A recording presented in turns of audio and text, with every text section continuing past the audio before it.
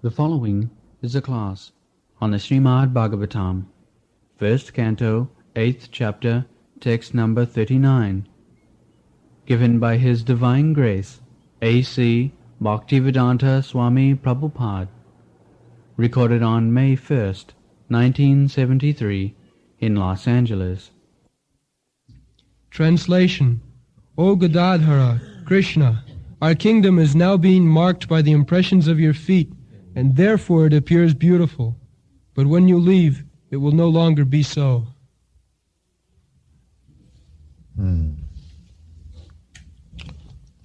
So,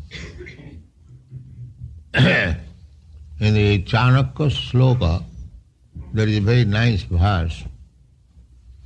Sarvari bhushanam chandra, prithivi bhushanam raja, naninang bhushanang pati, vidya sarvasya bhushanam.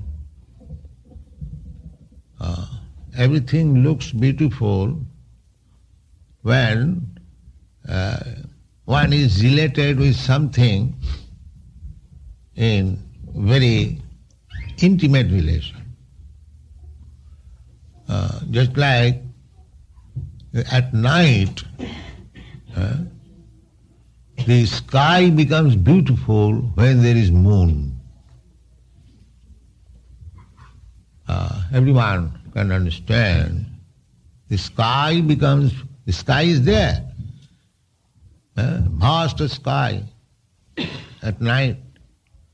But on the full moon night, when the moon is there and the stars are there brilliantly, it looks very nice. Similarly, the state looks very nice if there is good government, good king, good president. Then everyone is happy, everything going on nicely.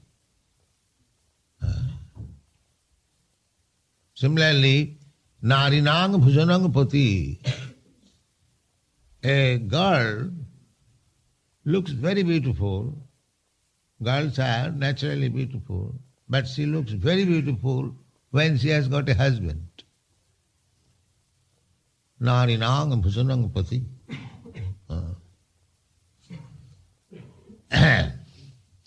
And vidya sarvasya bhushanam. But if a person, however ugly he may be, if he is learned scholar, that is his beauty. Similarly, there are kokilanang saru rupang, nari rupang patibhatam, these are there. Similarly, everything will look very beautiful when Krishna is there.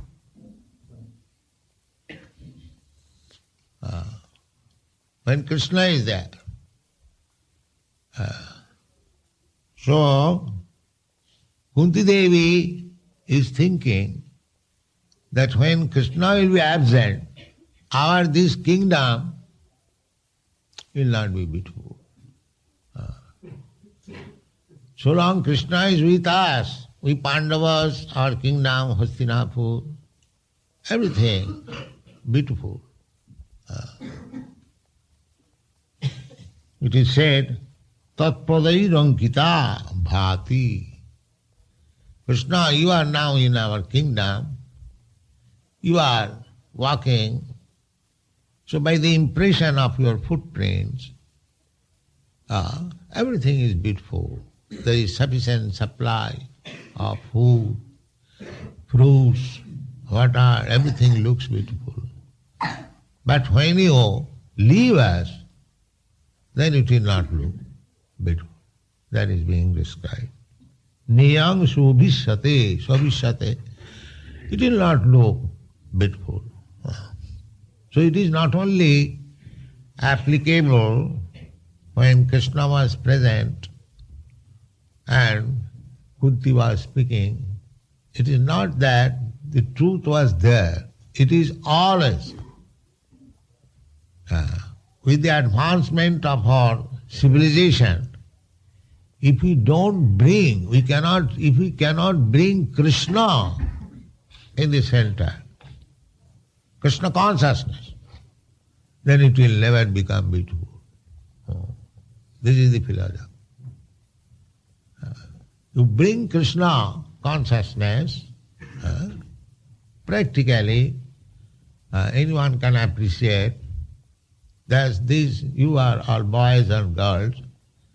When you are outside this Krishna consciousness, just think over, your beauty was there. But at the present moment, because you are in Krishna consciousness, you look very, very beautiful. That's a fact, nobody can deny. You compare with other boys and girls, and the boys and girls here, anyone, in your country, they have given you the name bright-faced. Do you know? The newspaper. Yes? In Philadelphia, one lady was inquiring that, are you Americans? Perhaps you know all this. So, actually, your countrymen, those who are sober, they are seeing that how these boys and girls are becoming so nice, jolly, beautiful. Because at the present moment in your country, all young generation, mostly they are confused, hopeless. We see every day. Morose, black-faced. Why? Because they are missing the point. There is no aim of life. But these devotees, Krishnites, they look so beautiful. Why? Because Krishna is there. That's all. It is a fact. Any sane man will admit. So, what is fact now? What was fact before, during 5,000 years ago, when Pandavas were there? That Krishna in the center, everything becomes beautiful. That can be done at any time. Krishna is always there. Simply, you have to invite him. My Lord, please come and be in the center. That's all. Everything will be beautiful. The same example sometimes, as I give it, that there are zero. Zero has no value. But you bring one by the side of zero, it becomes 10 times beautiful, immediately. So, our point is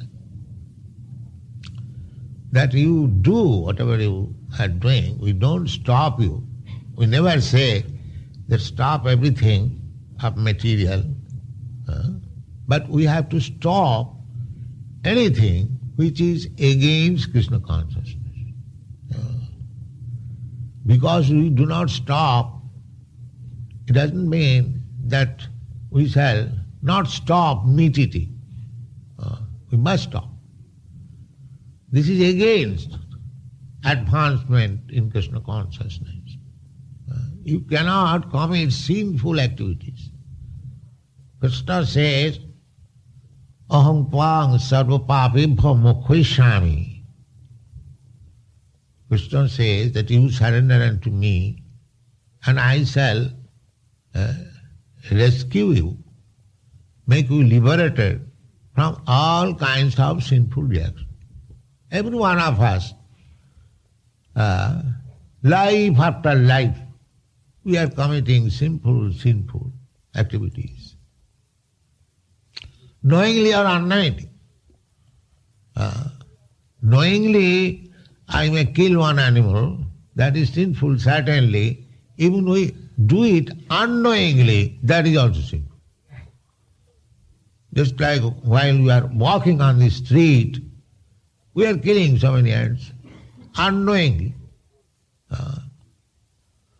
So, in our ordinary dealings, while cooking, while taking water, while using pestle and mortar for smashing spices, we are killing so many animals.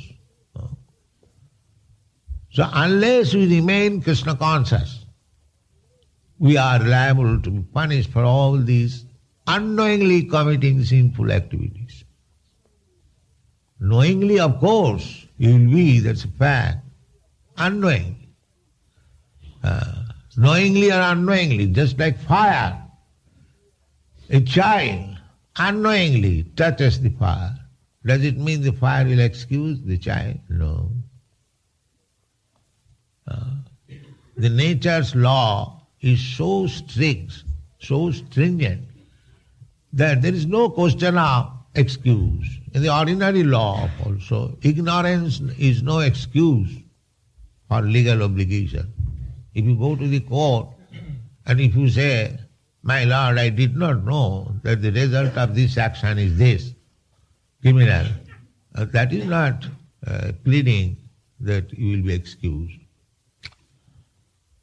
So, therefore, Krishna consciousness must be there.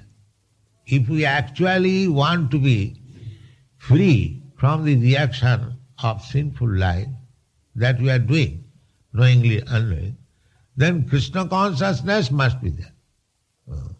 Krishna says, aham tvang sarva papebhyo mokshayami. Therefore it is recommended, kirtaniya sadahari.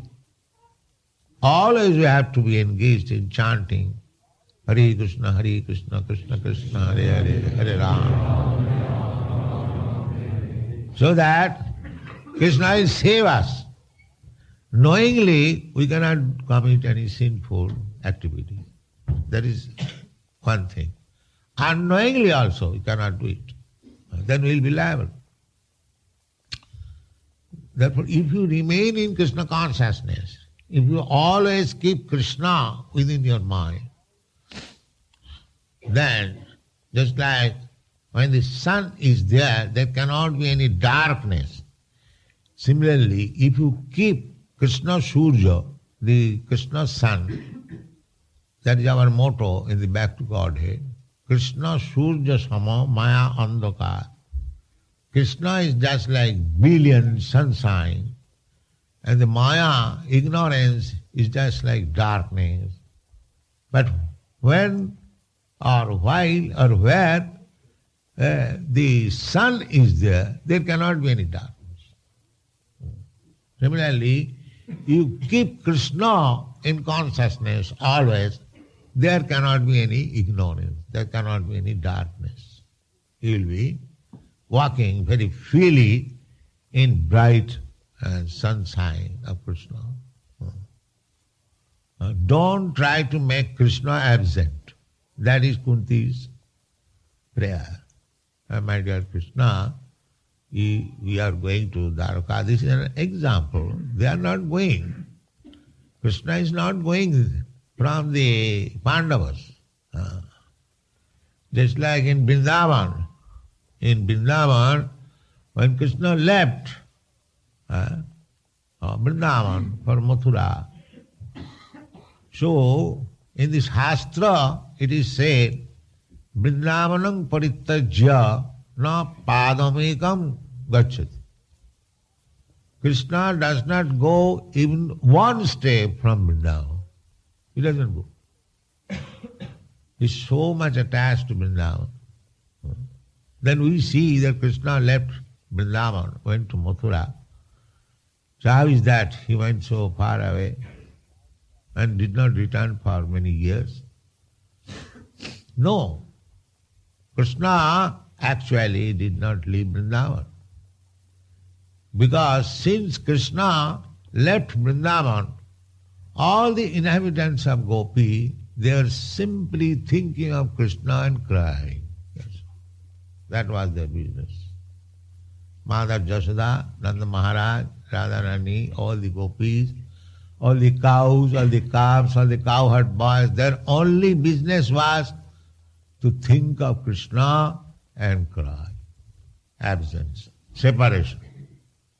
The Krishna can be felt, Krishna can be present more acutely in separation. That is Chaitanya Mahaprabhu's teaching. To love Krishna in separation. Just like Chaitanya Mahaprabhu in separation, Govinda Virahiname. Sunnaitam Jagat Sarvam Govinda Virahiname. You are thinking that everything is vacant without Govinda, without Krishna. So everything is vacant, but Krishna consciousness is there. Krishna consciousness is there. So that is the highest perfection. When we'll see everything is nothing, simply Krishna consciousness is the asset. That is the gopis. Therefore gopis are so exalted. Not for a single moment they could forget Krishna. Not for a single moment. Krishna was going in the forest with his cows and calves, and gopis at home, they were disturbed in the mind. Oh, Krishna is walking barefooted. There were so many stones and nails. There is pricking Krishna's lotus feet, which is so soft that we think our breast as hard when Krishna puts his lotus feet. Still, he is walking. They are absorbed in this thought. And they are crying. So they are so anxious to see Krishna back home in the evening that they are standing on the way, on the roof. Now Krishna is coming back with this. This is Krishna consciousness. This is Krishna cannot be absent from a devotee when he is too much absorbed in Krishna thought. This is the process of Krishna consciousness. So here Kunti Devi is very much anxious that Krishna will be absent. But the effect will be, when Krishna will be absent physically, he will be more, I will say, accurately be present within the mind of the devotee. So Chaitanya Mahaprabhu's teaching is that Vipralamba Seva, by his practical life, is finding out Krishna. Govinda Virahina me, Sunnaitam Jagat Sarvam, Govinda Virahina me.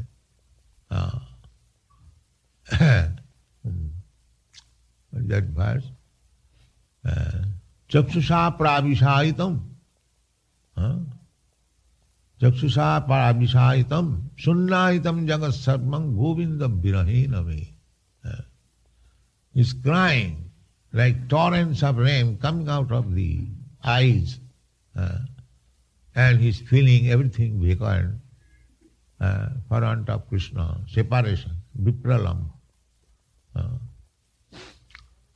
So, Sambhog and vipralam. There are two stages of meeting Krishna. Sambhog means when he is personally present. That is called Sambhog. Personally talking, personally meeting, personally embracing, that is called Sambhog. And there is another, Vipralamba. The two ways a devotee can be benefited. At the present moment, when we are in this material world, we do not see directly Krishna. We see Krishna, just like I was explaining in the seaweed.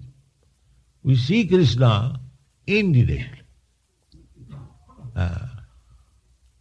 Just like if you see the Pacific Ocean, you can remember in Krishna immediately, if you are advanced.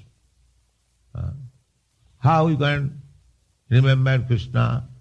You can think of, that is called meditation, not some rascaldom. This is meditation. Now, you can think of the Pacific Ocean, just such a vast mass of water, and so many big waves. I am standing a few yards from it, but I am safe. I am safe because I am confident that this ocean, however powerful it may be, however its waves are very fearful, I am sure it will not come up to this. How it is happening? Jasagya, by the order of Krishna. Krishna has ordered, my dear Pacific Ocean, you may be very big and powerful, but you cannot come beyond this line. You can remember immediately Krishna, God. Oh, God is so powerful that in this Pacific Ocean is abiding the order, obeying the order of Krishna. In this way you can think of Krishna, that is Krishna consciousness. That is Krishna consciousness. You see the sunrise, immediately you can remember Krishna.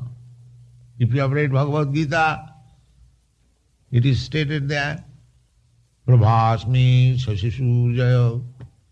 I am the shining of the sun, I am the shining of the moon.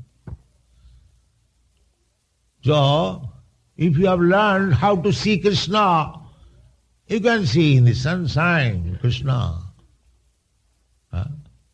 You have not created the sunshine, you have not created the sun, you so-called scientists.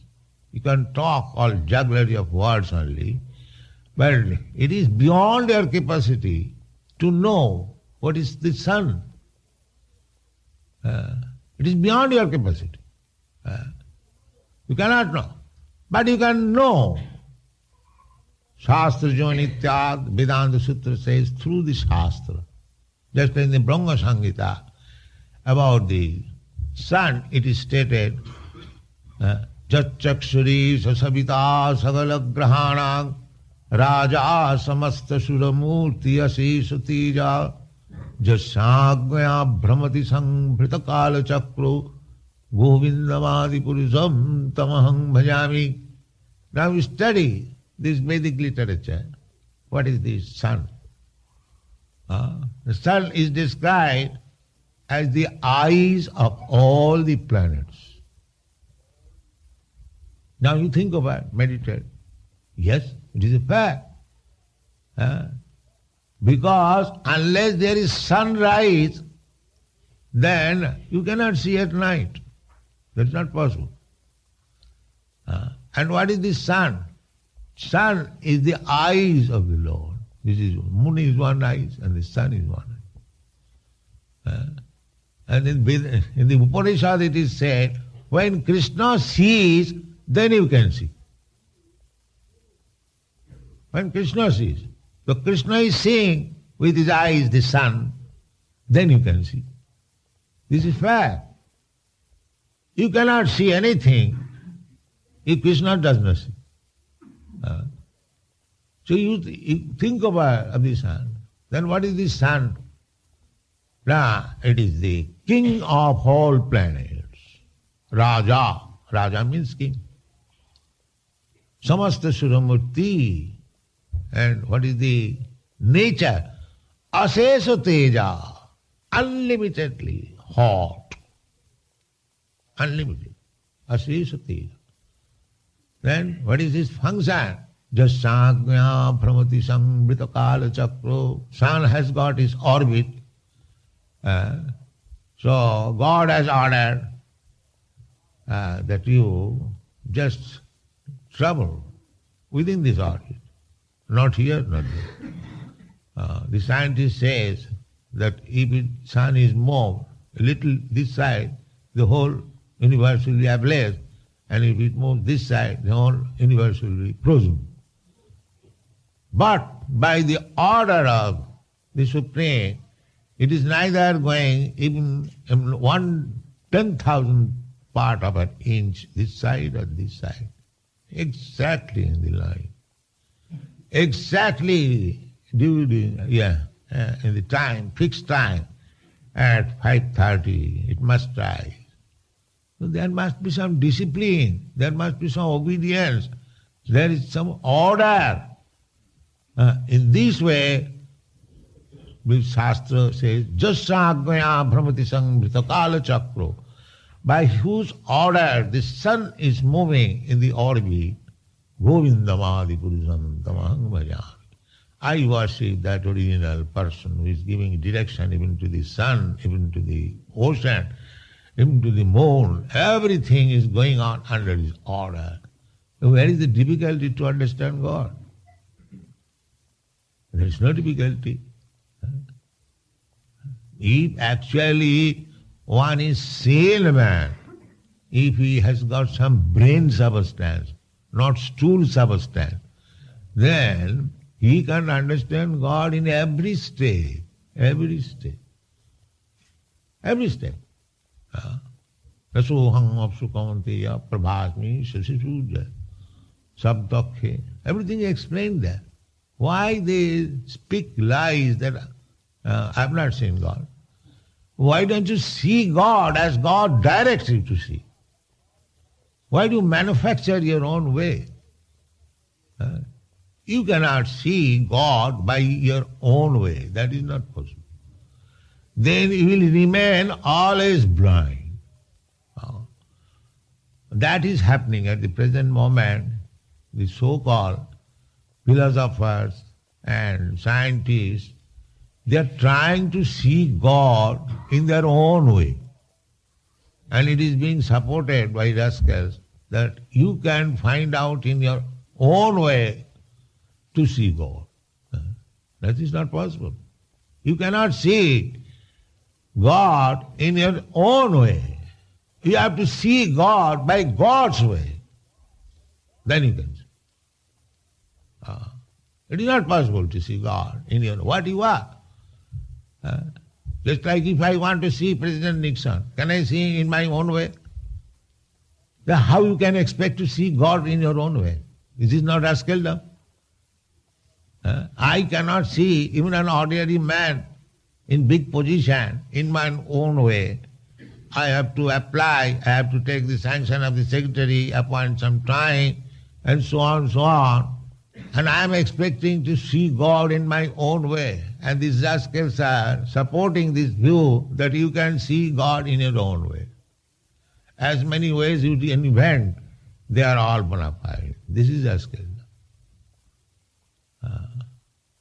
So, the world is full of rascals and fools. Therefore, God consciousness, Krishna consciousness has become a fake idea.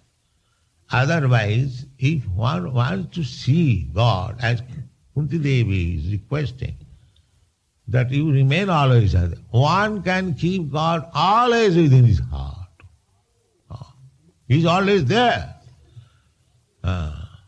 Therefore, we have to apply, as it was done by Maharaj Ambri, Savai mana Krishna padaravinday, Bachangsi Vaikuntha Gunanuvarnane.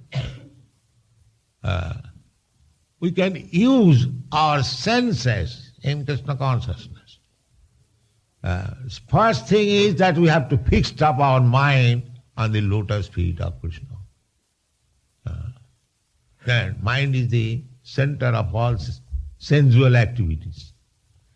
If your mind is absent, in spite of having your eyes, you cannot see. In spite of having your ears, you cannot hear. Therefore, mind is considered the 11th sense. There are 10 senses, 5 working and 5 knowledge acquiring. And the mind is the center. So, Indriyani pararahu, everything is there in the Bhagavad Gita. Indriyani pararahu, indriyabha paramana. Krishna is explaining that we take these senses as very prominent. But beyond these senses, there is another superior thing, there is mind. Beyond this mind, there is intelligence. And beyond this intelligence, there is soul. So how they can appreciate existence of soul if they cannot understand the psychological movement of the mind Behind that mind there is intelligence. The utmost they can approach to the intellectual platform. But one has to go beyond the intellectual platform to understand what is soul or what is God. Otherwise it is not possible.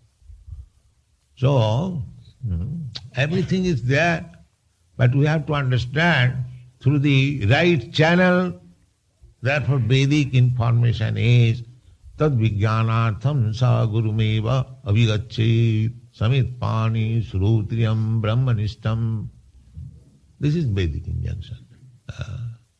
That if you actually serious about understanding that supernatural, transcendental subject matter, you must approach a bona fide spiritual master. Thank you very much.